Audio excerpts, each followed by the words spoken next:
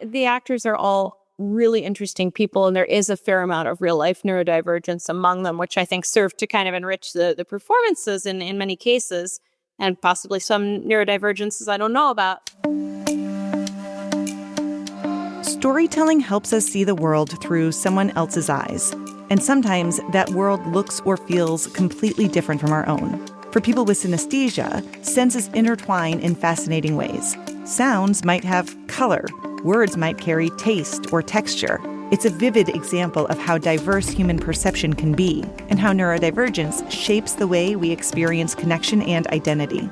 Today, I'm talking with filmmaker Nicola Rose, writer and director of Magnetosphere, a coming-of-age comedy about a neurodivergent teen who discovers she experiences synesthesia. That's straight ahead on episode 291. I'm Emily Kircher-Morris, and this is the Neurodiversity Podcast.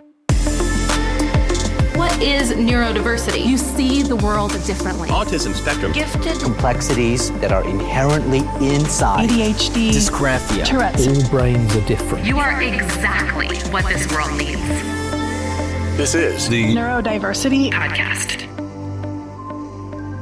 Lately, we've been hearing from so many educators who want to go beyond awareness and actually practice neurodiversity-affirming teaching. And that's exactly what our new professional learning courses are designed to do. Soon, you'll be able to enroll in several courses that align with my book, Neurodiversity Affirming Schools, Transforming Practices so all students feel accepted and supported. My co-author, Amanda Morin, and I have created the first of a series of courses with topics like what does a neurodiversity affirming educator look like and rethinking behavior through a neurodiversity affirming lens. Each course is built to help you and the educators in your district or building to move from understanding the why to confidently applying the how in ways that make real change in classrooms and schools. If you'd like to be the first to know when they launch, head to neurodiversityaffirmingschools.com/courses or just click the link in the show notes to join the waiting list. The courses will be available soon, and we can't wait to share them with you. Okay, my conversation with Nicola Rose is up next.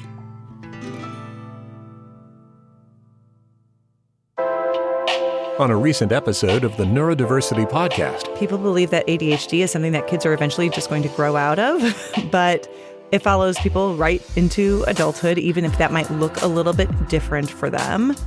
I'm wondering if you have any thoughts about why you think that particular myth has hung around for so long. I don't know. Maybe it's from the medical community that if we medicate you, you'll outgrow it. If you don't manage the ADHD, it turns into other sorts of behaviors, which may take center stage. You may become more aggressive or defiant and get in trouble, which are, in a lot of ways, maybe these ways you're acting out or the ways you're dealing with the frustration of having ADHD and not knowing what to do with it. That's episode 289, Adult Diagnosed ADHD, Grieving What Might Have Been. Find it wherever you get your podcasts.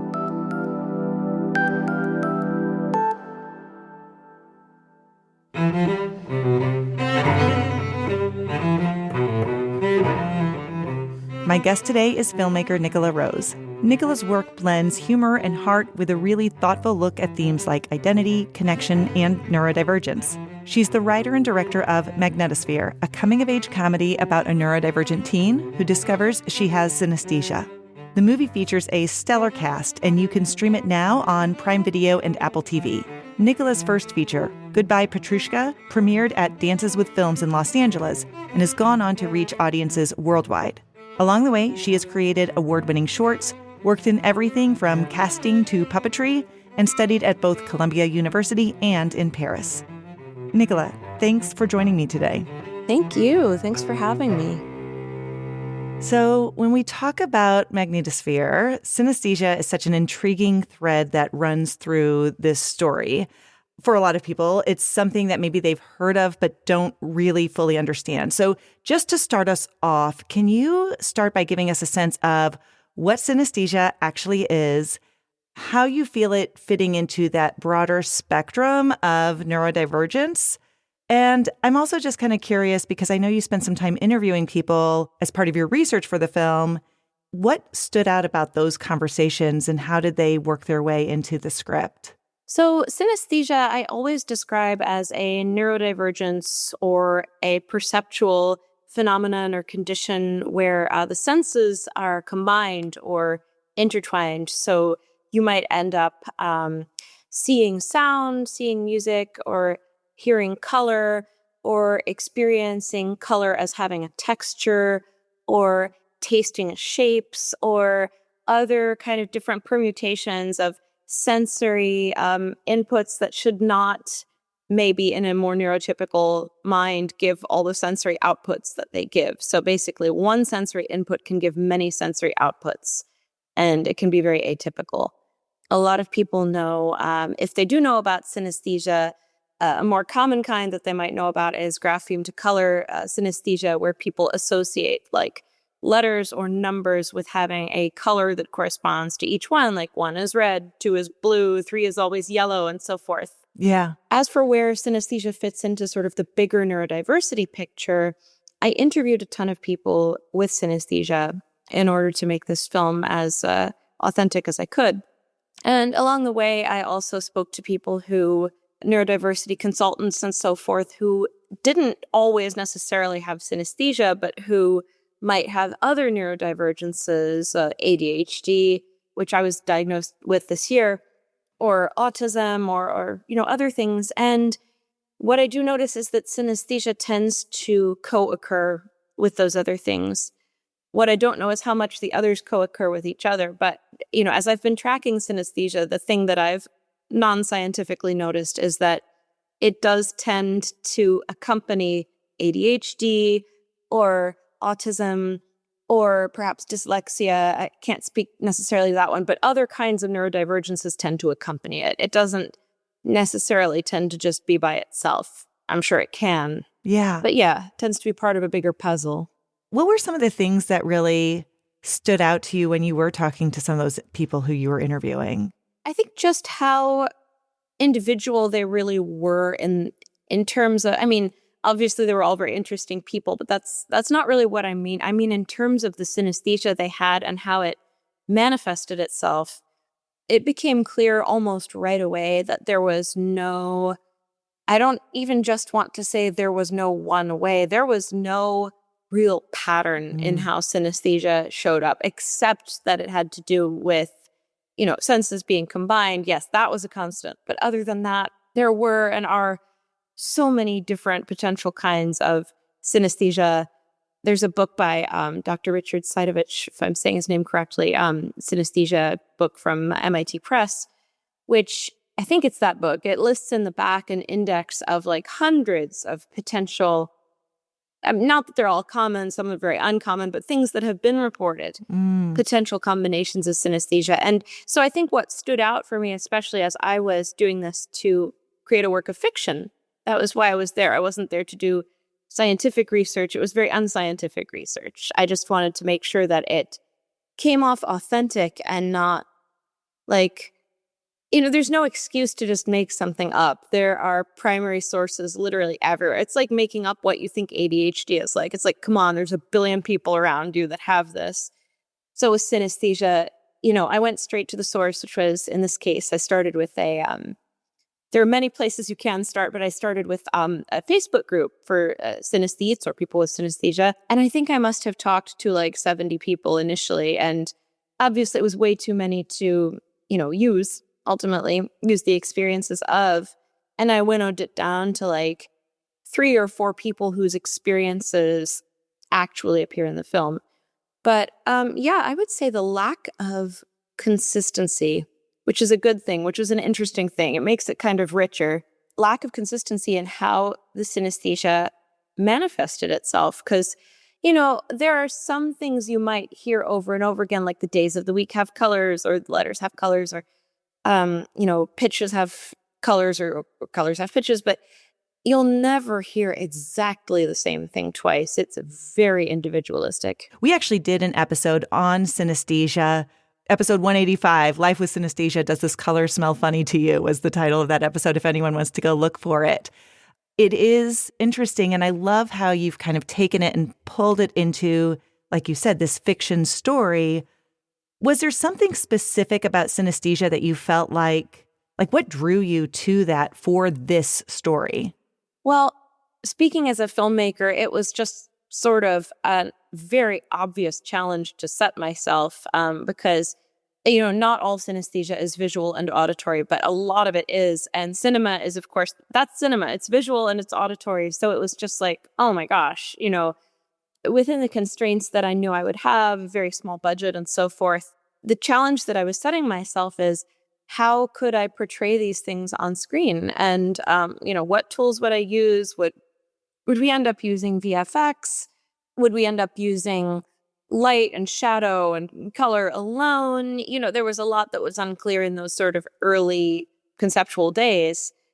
And, we did end up using visual effects because if you're showing POV shots from a character who has synesthesia, or for that matter, any other neurodivergence that is by nature different from the rest of the people around and how they see things, you're going to need to use something that very immediately signals itself as you are now seeing things differently. And that's where the visual effects, they're very simple in the movie.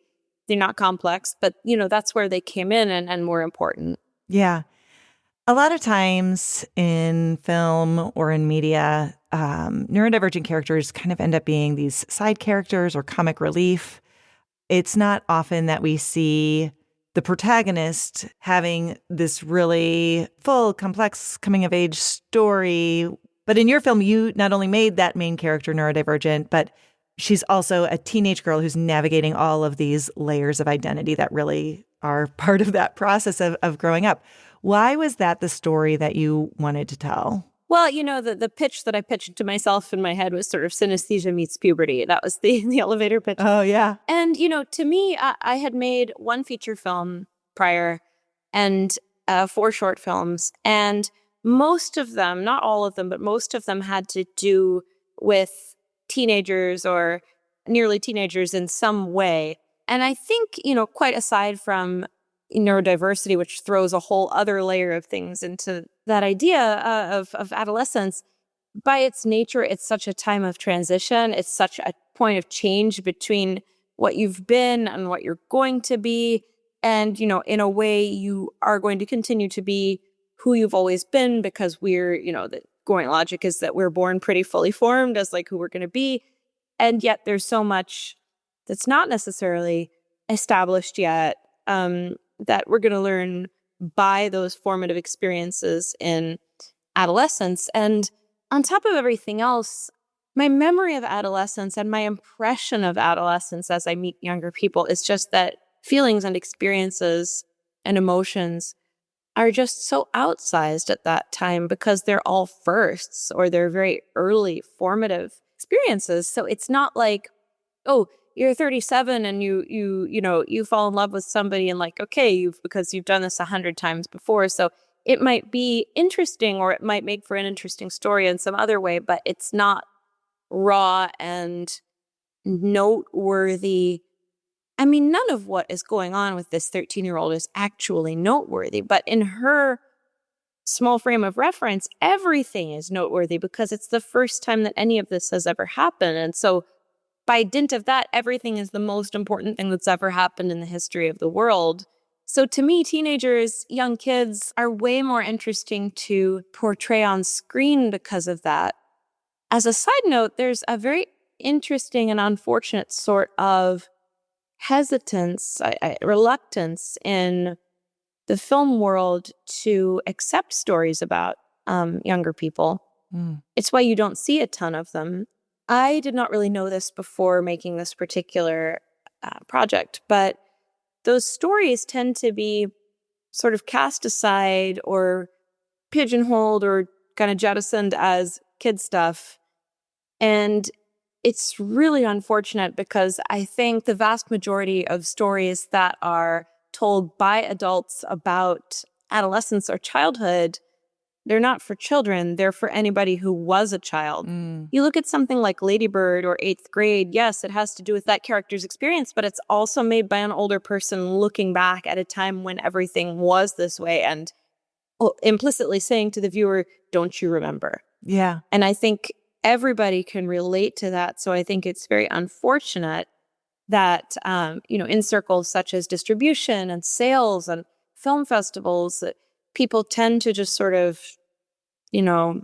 wave away this stuff. It actually has a very ready audience, but the gatekeepers are very unready to let it get to that audience because they just assume, I can't tell you how many times I've been told some version of this. Nobody wants to see a story about a kid and nobody wants to see a story about a girl. You chose the wrong age and you chose the wrong sex.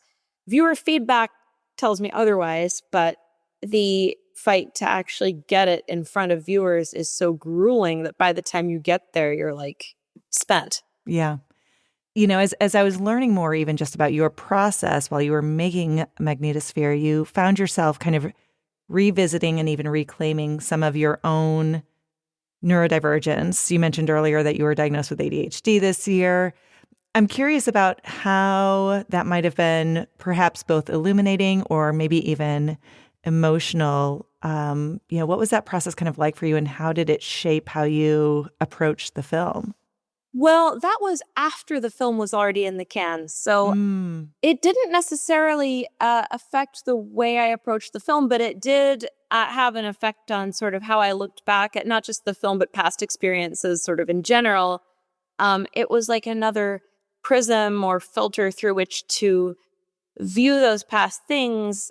Had I known about that when creating the film, I don't know if it would have made any difference. It just would have added sort of another layer of understanding neurodivergence and realizing that's what I was noticing. So that sensory world of the main character is such a defining part of the movie, but it's also, I think, just really such a good metaphor for difference in general. You kind of balance this process of telling a story about synesthesia, but also creating a vision of a world where that universal human experience of standing apart or not being fully understood really is part of that story. So I can really see how people, again, most people do not experience synesthesia, but they still might really be able to connect with this character. Can you talk a little bit just about how you did balance that? How did you create that character and try to find that way for them to have those connections? Well, I think if you make it first and foremost a story that's sort of about neurodiversity, you do risk losing a lot of potential audience, people who would appreciate it, because it seems as though her atypicality is the only focus of the movie. And of course, it's the hook of the movie. It's what makes the movie different from other coming-of-age movies, perhaps. But at the root of it, it really is just a story about a girl growing up. And that's something that ultimately, I think, regardless of things like gender and age and so forth, I think there is something in that we all can relate to. Again, whether we're looking back or whether we're like teenagers now, looking at it now and relating to the cringy aspects of what's going on, because it is all cringy. Like it's cringe cinema. By definition, that's what it is. Looking back on it in terms of like how it was created, I actually wrote a story when I was 15 that had to do with like just a girl growing up with her family, kind of no particular atypical hook for this story. And that ended up being the structural story of Magnetosphere. It wasn't necessarily a viable story on its own. The structure was great, but it was like, this is nothing that hasn't been done thousands and thousands and thousands of times in literature and in film and in media. And to me, it's always an interesting story, because what roadblocks is this person going to hit as they grow up? And, what issues and complexities is adolescence going to bring? Because they're going to be different for this character than they would be for another character. But the synesthesia is what makes this particular story worth telling, because otherwise it's just, her family is a little weird, but other than that, there's nothing particularly, they're like this middle-class white family in the corner of Ontario in the 1990s. There's no special, it's pre-9/11. There is no other hook. It's sort of an every girl growing up. And I think it needed to be fairly plain and fairly like unremarkable for the synesthesia to be the one thing that is remarkable. Why did you set it in the 90s? There were a couple reasons. One is just sort of practical, which is that there are some stories that it's totally fine to have everybody having phones all the time and technology and iPads and stuff. This one didn't work for me very well as, you know, it's like if they could just Snapchat stuff to each other, there's a lot that would have been resolved a lot easier than... You needed a little bit of difficulty there. I needed to, it wouldn't have worked for me as well if, the girls were going around glued to smartphones all the time and stuff like that. Sure.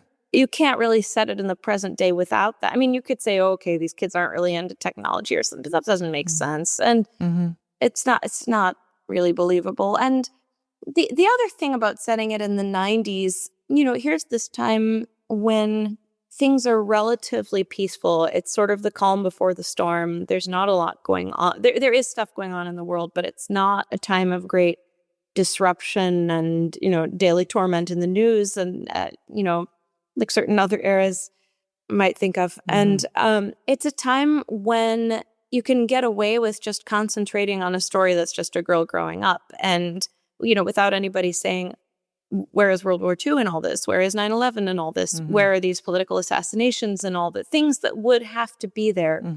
Not to say that important things weren't going on in the world, but it was a sort of safe time in which to couch that story. And practically speaking, the Hale-Bopp comet, which is in the background of that story as sort of a bookend of it, something that comes back throughout, sort of a thread. The Hale-Bopp comet passed by Earth in 1996 and 1997, so putting it there made sense. It fit in, yeah.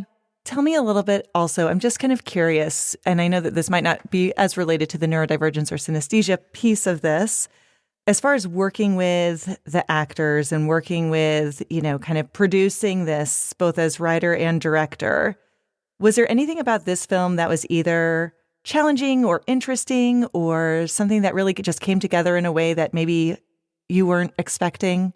Well, I was lucky enough to be working with a group of actors who were all extraordinarily capable, extraordinarily talented and capable and good at not just at doing what they were doing, but at being those particular characters. It was just sort of the right alchemy, something that would not have worked.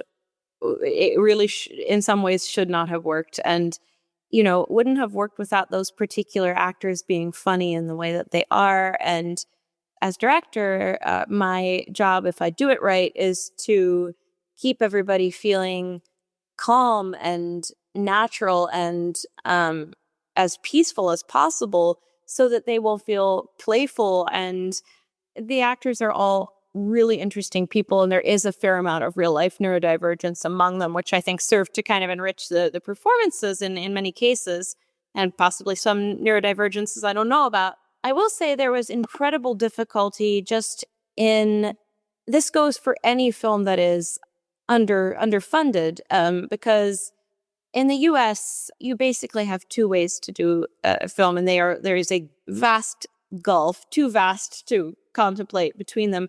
There's basically either you have the Fantastic Four or you have something that's being done on a $1 million budget that, you're feeding everybody, catering stuff from one person, and you have one driver, and because I would cautiously say that we don't live in a culture that values, things like storytelling, things like creative pursuits, things like, people love going to the movies, but they don't value the people who make those things. There are not massive amounts of money out there being given to authors, for example, yes, there are prizes and stuff. I don't mean that, but there, you go to other countries, you go to European countries, and there is money at the national and also the regional and sometimes even the municipal level that's being allotted to people to make stuff, basically, to make movies, to make books, to make television, to make theater. And we live in a country that has no excuse not to do that because it has the cash, but the cash is being obviously used in kind of every other possible way but that. And it would be such a small amount of cash to be allotted to individuals and teams and groups who are trying to make these projects, but instead you were left to really scrounge for coins. And I'm very lucky. We had a number of investors who believed in this project and who were willing to give funds to it, knowing full well that because there's no way for these films to become majorly famous unless a fluke of luck happens, that they might very well end up becoming donors. They knew that going in. Obviously, we hope that they will profit. We tell them here are the reasons that we think and hope you will profit, but we don't know. And that's the thing that you have to say to everybody. But the fact that you practically have to do a GoFundMe to make anything, that creates such massive difficulty because you are rushing massively to make your days. Everything, with any luck, it never looks like it at the other end. The actors didn't know. They couldn't even tell. So I don't think the viewers can tell at all. But at the end, you're dealing with being allocated such small amounts of time to do what you need to do because the money being given to it is so paltry that you can barely get it done. Yeah. My hat is off to just about anybody who's able to create anything independently because structurally society here is not made up for you to be able to do that. I know when people see themselves reflected in stories authentically, it can give this kind of feeling of recognition that they might not have had before. Have you heard from people with synesthesia or autistic viewers or other people in the community about what it has meant to them to see pieces of their own experience in your film? Yeah, quite a few. Since the movie's been out, to all of the live screenings of the film, in fact, people would come up and say, oh, I have this, or I know somebody who has this, or I have something adjacent. There would always be somebody. And yes, people write in. I get really lovely messages. Often they say, they talk about how their synesthesia, if it's synesthesia, they talk about how their synesthesia is either the same or different from things depicted in the movie. They want to know about, the same questions everybody asks, the background of the movie and how it came together. But mainly, I'm just gratified that it's resonating with people who are neurodivergent in this way and who are familiar with what synesthesia feels like, because I was flying blind at the beginning and I got my information, from the best sources I could. But to an extent, you continue to fly blind. You don't know if you're doing it right until later on you hear from people and you think, oh, okay, good. I did do this the way I intended. I love that. Nicola, I'm so grateful for your time today. One last question for you as we wrap up. If you were talking to a young neurodivergent person who is just trying to figure out what about them makes them different and trying to determine what that means for them, what is something that you would want that young person to hear? I would say, in order to know yourself better, immerse yourself in as many activities of different kinds as possible. And this is kind of a version of the same advice that I would give to young aspiring filmmakers and so forth. But with people who are neurodivergent, it's a bit of a different spin on the advice, because I think it's really important when your brain literally works differently to understand yourself in a variety of situations. So, for example, if you're really drawn towards sciences, that's great. But, assuming this is a young person who has access to things, which is maybe a big assumption, but try an activity in the arts, try an activity, something athletic, try something academic in perhaps a non-scientific corner of some kind, just to see how do you react, how do you fit into those other nooks and crannies of the world, because you may end up discovering extraordinary things about yourself and your abilities that you didn't know. I'm not calling myself an extraordinary director. I see myself as a director who does her job, and that's my goal. But I did not know that was something that I was well suited for and good at until I was 27, something like that. So it wasn't an immediate thing. So I think by trying as many, not just different activities, but different categories of activities as possible, you find out more about how your brain works. And also, don't take what neurotypical people say about you, their opinion of you, as gospel, because This is to say nothing against neurotypical people. I'm not doing that, and I wouldn't. But there are people who think they understand everything about you and how you work, and based on very, very little knowledge of you. And they will tell you, well, this is how you are. Unless they know you really, really well and you trust them and so forth, it is almost inevitably way off base.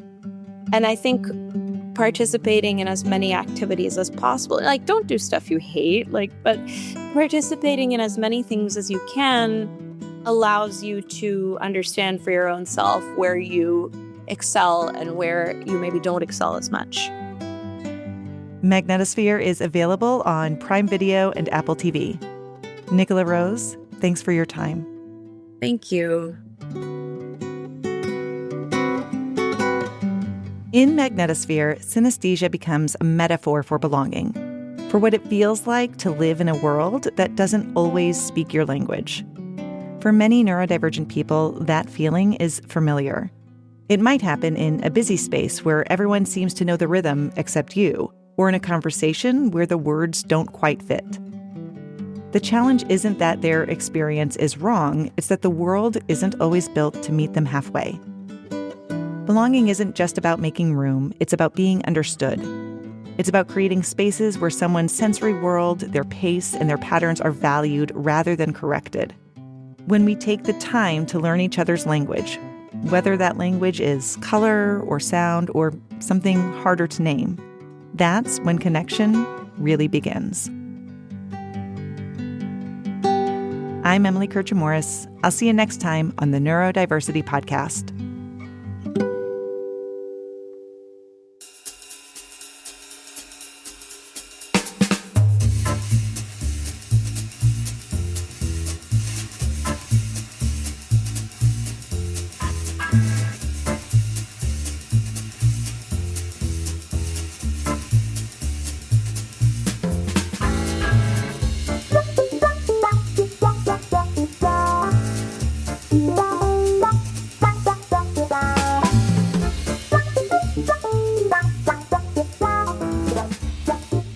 Check out Magnetosphere, it's quite good.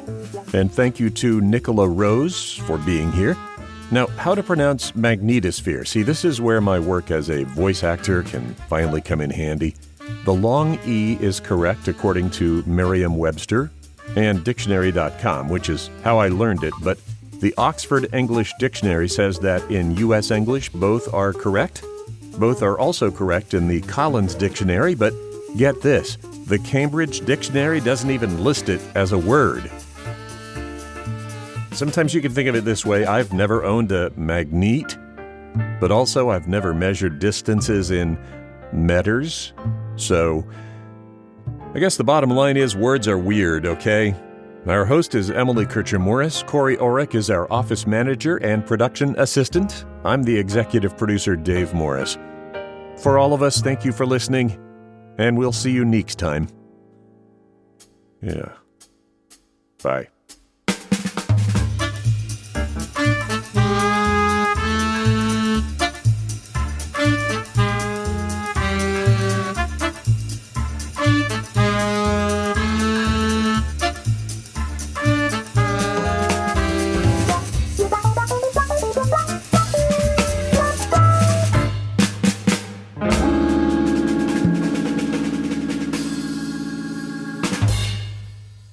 This is a service of the Neurodiversity Alliance.